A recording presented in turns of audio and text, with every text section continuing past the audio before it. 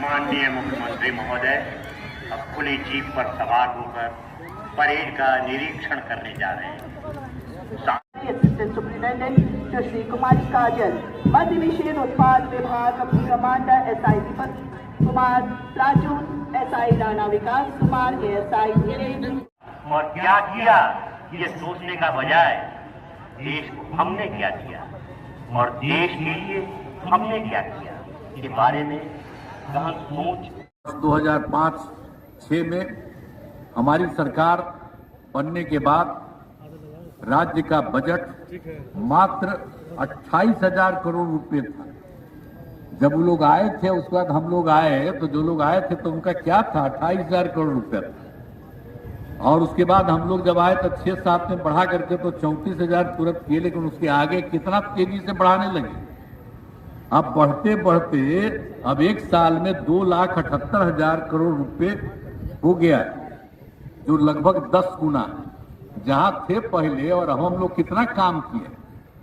लेकिन अब आप लोग सब पत्रकार मित्र हैं, उनसे हम हाथ जोड़ करके प्रार्थना हम सब दिन करते हैं कि कृपा करके पुरानी बात को भी जरा लिख दीजिए। हमसे अगर नाराज हैं तो हम क्या कहेंगे, लेकिन हम तो काम करते हैं और हम आप लोगों के प्रति नाराज नहीं हैं। हम सब दिन आप लोगों की इज्जत करते रहेंगे, हम आपका सब दिन सम्मान देते रहते हैं, हम कभी किसी के खिलाफ नहीं बोलते। तो हम आग्रह करेंगे कि जब पहले क्या था अब क्या किया गया है। अब आजकल कुछ भी कोई बयान देता है, छपता रहता है, कौन काम किया है? एक काम किया है। और लोग क्या किया है, लोग अपने घर को बढ़ाया, अपनी जगह पत्नी को बना दिया, बेटा बेटी यही सब करता रहा। हम लोग कभी किए हैं? बोलिए। तो कितना सब धंधा करते रहे हैं लोग, अब वही सब चीज चलता रहा है। तो हम आग्रह करेंगे कि जो हम लोग जितना काम करते हैं उन सब चीजों को ध्यान रखिए। अब आप समझ लीजिए कि 2,78,000 करोड़ रुपए हो गया है और लगभग 10 गुना। कुछ लोग ऐसे ही बोल देता है, हम लोग शुरू से कर रहे हैं, अब बीच में कोई हम लोग के साथ आ गया तो इधर उधर बोलते रहता है। तो जरा जान लीजिए, पूरा ये जो शुरू किया गया, अभी तो 5,16,000 युवकों को सरकारी नौकरी दी जा चुकी है, लेकिन इसके अतिरिक्त लगभग 2 लाख पदों पर नियुक्ति प्रक्रिया पूरी हो गई है। और अब हम लोगों ने तय कर दिया इस साल और अगले महीने के चुनाव वगैरह के पहले युवाओं को 10 लाख की जगह 12 लाख सरकारी नौकरी दी जाएगी। जब हम लोग 22 में कह दिए थे, 10 लाख का पहले से तय किया था। अब आप जान लीजिए कि अब इतना संख्या बढ़ रहा है कि अब 10 लाख से बढ़ करके 12 लाख हो जाएगा। लेकिन आप जानते हैं कि हम लोग रोजगार के बारे में 10 लाख कहे थे, लेकिन अब रोजगार की बात है। पिछले 4 वर्षों में विभिन्न क्षेत्रों में तो हम लोग तो 10 लाख का कहे थे, लेकिन विभिन्न क्षेत्रों में 24 लाख लोगों की रोजगार दे दिया गया है। तथा इस साल और अगले साल के चुनाव के पहले 10 लाख और लोगों को रोजगार देने का लक्ष्य है। इस प्रकार 10 लाख रोजगार की जगह 34 लाख लोगों को रोजगार मिलेगा और 10 लाख नौकरी की तरह 12 लाख नौकरी होगा। ये सब काम हम लोग पूरे तौर पर करवा रहे हैं। निर्माण कराया गया है। राज्य के सुदूर क्षेत्रों में 6 घंटे में राजधानी पटना पहुंचने का लक्ष्य वर्ष 2016 में ही पूरा कर दिया गया। इसके बाद सरकार ने इस लक्ष्य को 5 घंटे करने का निर्णय लिया है। इसके लिए बड़ी संख्या में सड़कों एवं पुल पुलियों का निर्माण कराया जा रहा है। इनमें मेंटेनेंस का भी काम किया जा रहा है। शहरी क्षेत्रों में जाम की समस्या से छुटकारा पाने के लिए पटना सहित कई जिलों में एलिवेटेड रोड एवं फ्लाईओवर आदि का निर्माण कराया जा रहा है। पटना में पाटली पथ एवं अटल पथ का निर्माण कराया गया। साथ ही पटना में गंगा नदी के किनारे दीघा से दीदारगंज जेपी गंगा पथ का निर्माण कराया जा रहा है, जो दीघा से कंगन घाट तक चालू हो गया है। आगे दीदारगंज तक का काम दिसंबर 2024 तक पूर्ण कर लिया जाएगा। ऐसे पटना के कच्ची दरगाह में बन रहे 6 लेन पुल से जोड़ा जा रहा है। इन पथों के निर्माण से यहाँ के लोगों को काफी सुविधाएं हो रही हैं एवं पटना की सुंदरता भी बढ़ी है। आप भी सब तो जा करके घूमते ही होंगे। ये हम बता रहे थे, ऐसा थोड़ी है कि लोग नहीं जाते, बराबर जाते रहते हैं। और शाम में कितना देर तक, रात तक लोग रहता है, कितना अच्छा हो गया है। और अब आप जान दीजिए कि हम लोग उसके बारे में और सोच लिए। जेपी गंगा पथ को पश्चिम की तरफ आरा में बने वीर कुंवर सिंह सेतु तक तथा पूरब की तरफ मोकामा में गंगा नदी पर सबसे पहले बने राजेंद्र सेतु तक विस्तारित करने का राज्य सरकार ने निर्णय लिया है।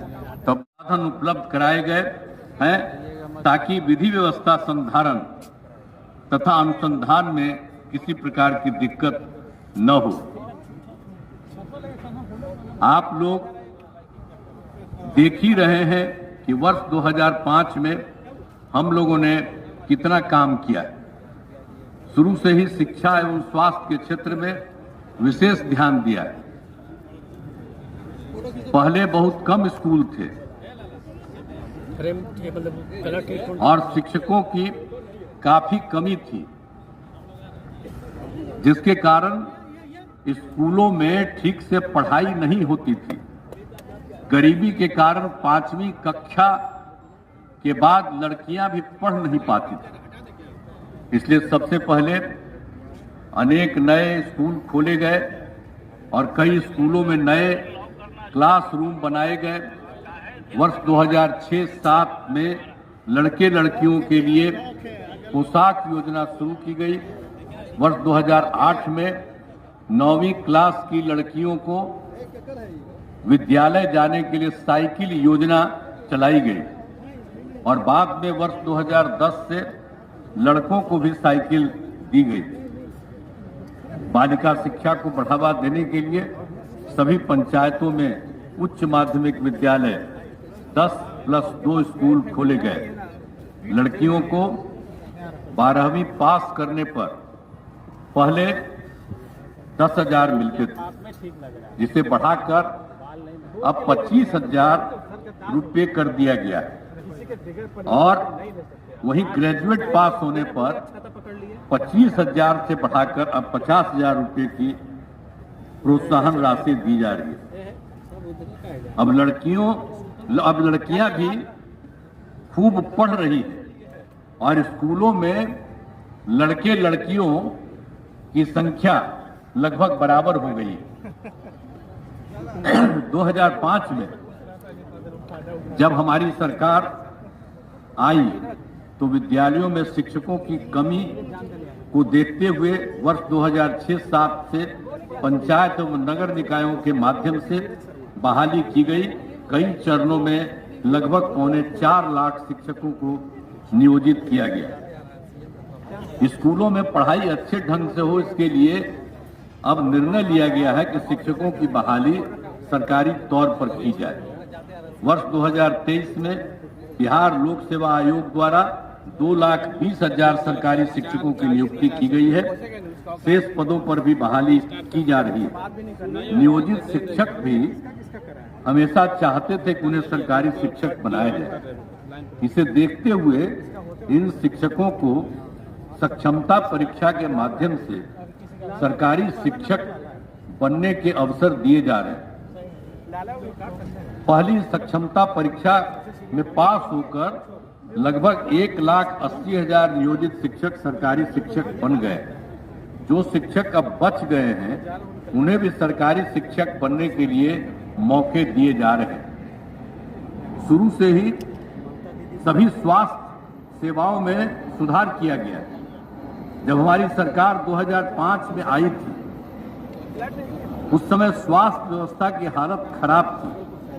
आप सब जानते हैं, सरकारी अस्पतालों में डॉक्टरों की कमी थी, अस्पतालों में दवा एवं अन्य सुविधाएं भी नहीं थी। प्राथमिक स्वास्थ्य केंद्रों में तो इलाज के लिए प्रति माह मात्र 39 मरीज ही आते थे एक महीने में, और प्रतिदिन 1 या 2 आते थे।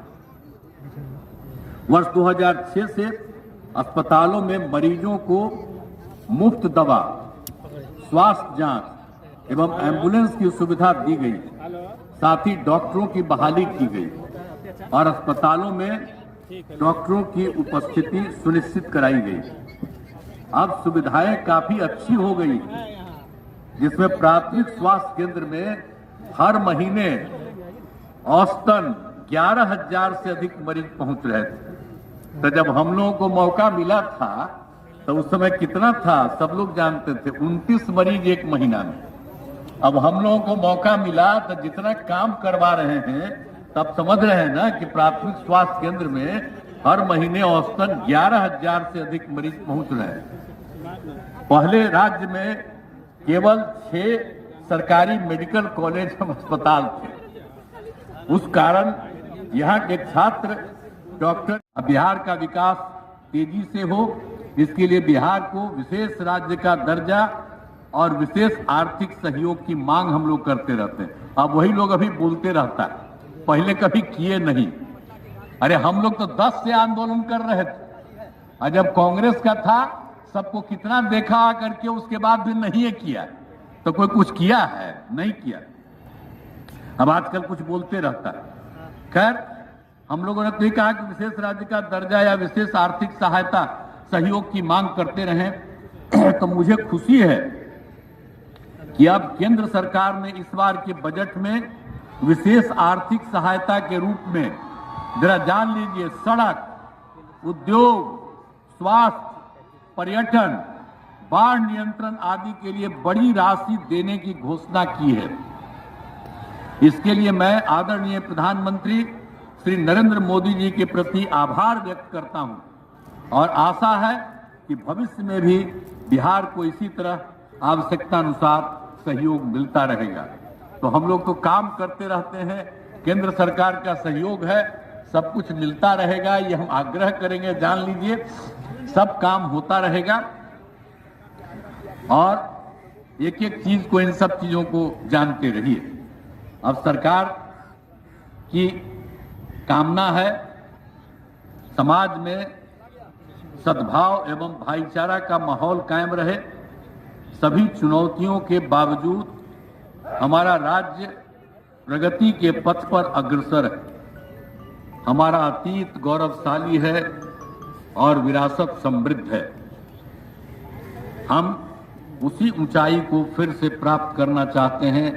आइए, स्वतंत्रता दिवस के शुभ अवसर पर हम सब यह संकल्प ले कि बिहार को एक खुशहाल राज्य के रूप में विकसित करने के लिए अपना सहयोग प्रदान करेंगे। इस अवसर पर एक बार पुनः सभी बिहार वासियों को मैं अपनी शुभकामनाएं देता हूं। जय हिंद, जय हिंद, जय हिंद।